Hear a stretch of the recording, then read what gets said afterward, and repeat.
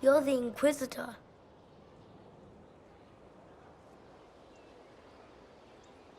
Mother never told me the Inquisitor was an elf. That's not such a terrible thing, is it? No, I just don't know why your people want to look like that. Kieran, are you bothering the Inquisitor? Of course not. Did you see what's on her hand, Mother? I did see. 'Tis time to return to your studies, little man.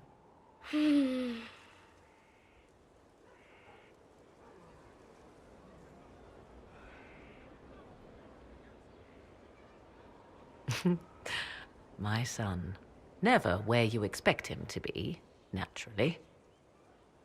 I didn't know you had a son. Why would you?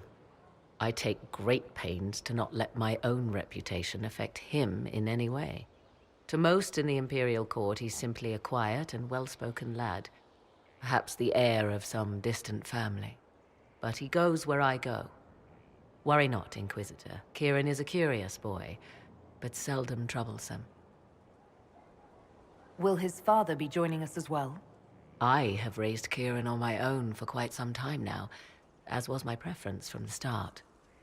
So 'tis but the two of us, Inquisitor. Your fortress is a large place, and you will scarce notice our presence.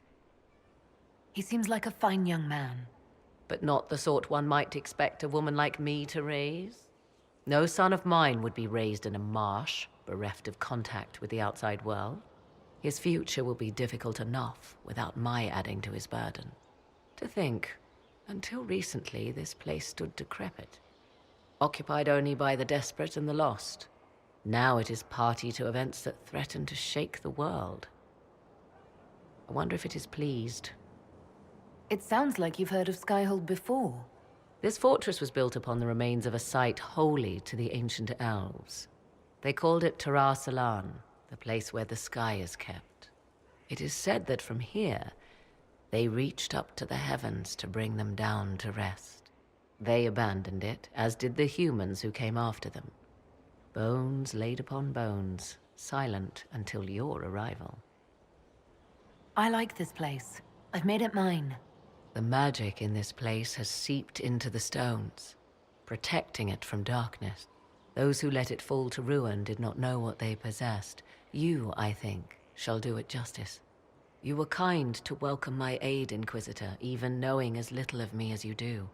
I will do my best to aid your cause with all the knowledge at my disposal. This I swear to you.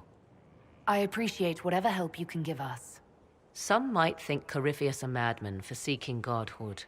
Yet one must ask, what were the old gods? What secrets of theirs did the ancient magisters know?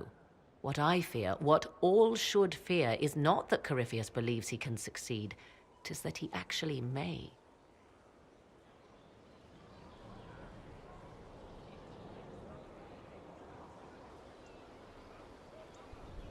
My Lady Inquisitor. I'd like to know more about you. Ah, yes. Whence comes the mystery woman slinking her way into the Inquisition's ranks? Once I was an apostate, living well away from the banal influence of the Chantry in the Kukari Wilds. Then came the Fifth Blight with its darkspawn, and I left Fereldan for the Empress's court. 'Tis certain the nobles of Orlais breathe a collective sigh of relief that I am now here.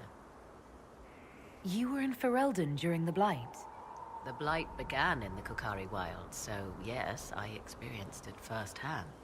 Indeed, I fought at the hero of Fereldan's side for a time. She is the reason the Blight was defeated. I wish things had gone differently in the end. It had to be, yet. And after that, I came to Orlais. The last place one would look for me, or such was my hope. The Orlesian court seems like an odd place to find someone like you. That was the point, originally. I knew the Empress was intrigued by the arcane, and that I could answer questions no Chantry mage could. Thus we fit together nicely. I became her advisor, and she my benefactor and source of refuge. Truth be told, our arrangement would not have lasted much longer. Too many wagging tongues, even for Celine. I'll leave you to the garden. Until next time, then.